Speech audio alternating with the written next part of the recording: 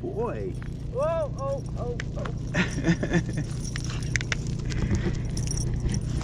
What kind of dog is Muffin? She's a terrier mix of some sort. We think she has Jack Russell, and she's colored like a Yorkie. Yeah. But she has something that's coming out now. We haven't been able to get a grooming appointment for her. Well, That's her legs, white and yeah, her legs look, maybe that's part of the other dog that you mentioned. Yeah.